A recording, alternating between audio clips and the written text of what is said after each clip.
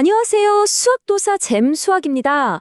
오늘은요, 우리가 너무나 당연하게 쓰는 수라는 게 있잖아요. 이 수가 사실은 어떻게, 왜 지금의 모습으로 발전해 왔는지 그 흥미진진한 여정을 한번 따라가 보려고 합니다.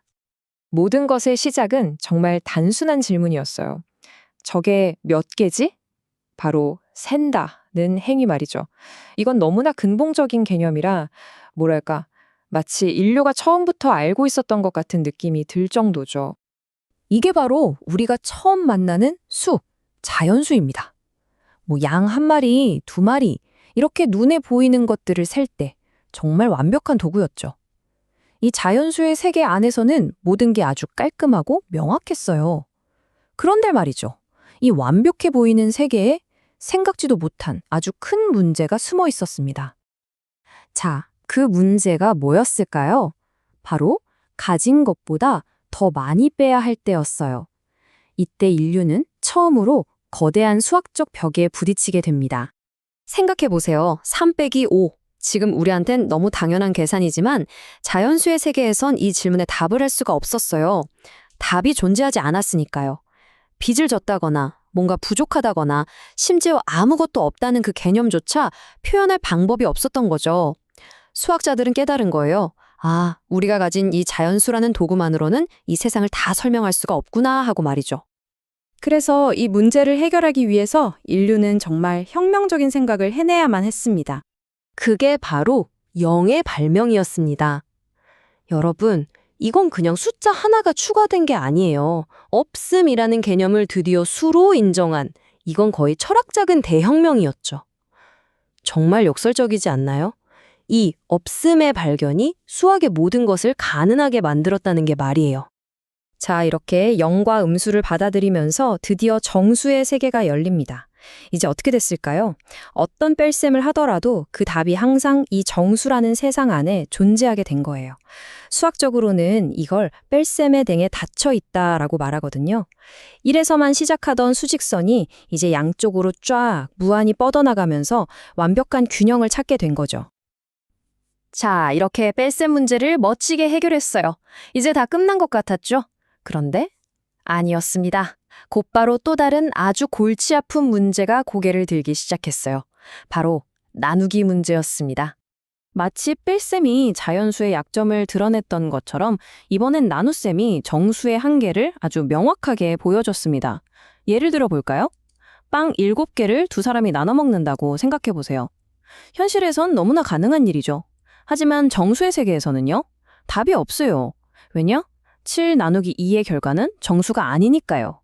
또다시 수학의 세계가 현실을 따라가지 못하는 상황에 온 겁니다.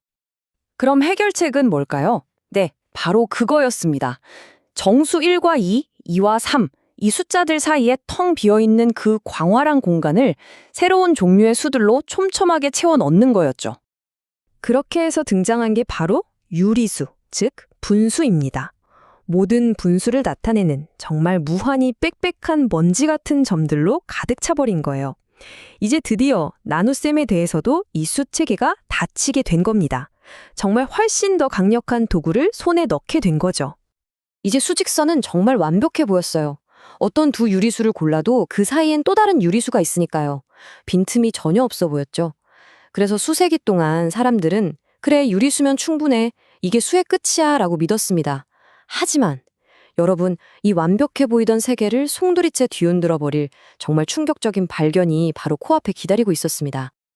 이 발견은요, 정말 파급력이 엄청나서 고대 수학계 전체를 그야말로 패닉 상태로 몰아넣었습니다.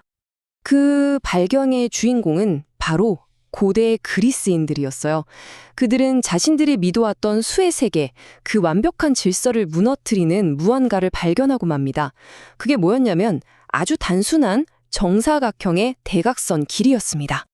자, 한번 상상해 보세요. 한 변의 길이가 1인 완벽한 정사각형이 있어요. 그럼 그 대각선 길이는 얼마일까요? 네, 바로 루트 2입니다. 지금 우리에겐 익숙한 수지만 당시에는 이 간단한 길이가 그들의 수학세계 전체를 무너뜨리는 재앙이었습니다. 왜냐하면 이 루트 2라는 수는요, 아무리 노력해도 분수로 나타낼 수가 없었거든요.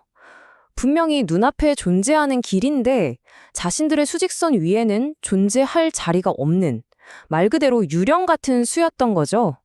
그제서야 깨달은 겁니다.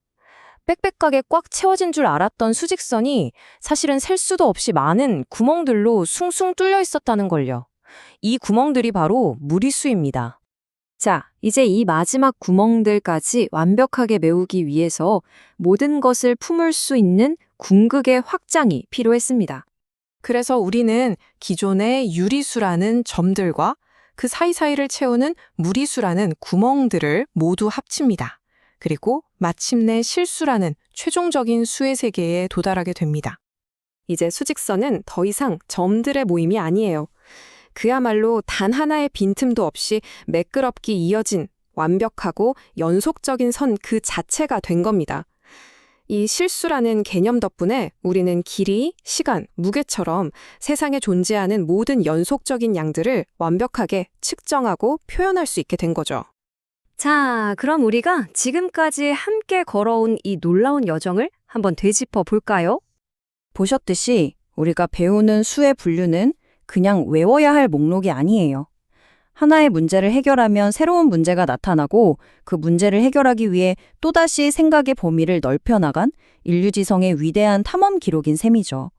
자연수에서 정수로, 유리수로, 그리고 실수로 이 모든 단계는 더 완벽한 수학을 향한 아주 논리적이고 필연적인 과정이었습니다.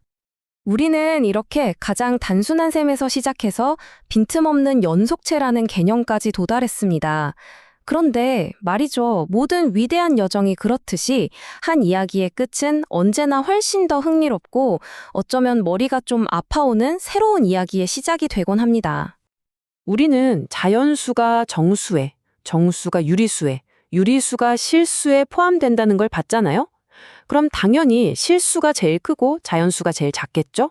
하지만 그게 무한의 세계에서도 과연 그럴까요? 우리의 상식이 통하지 않는 무한의 세계. 과연 자연수 집합과 정수 집합은 정말 크기가 다를까요?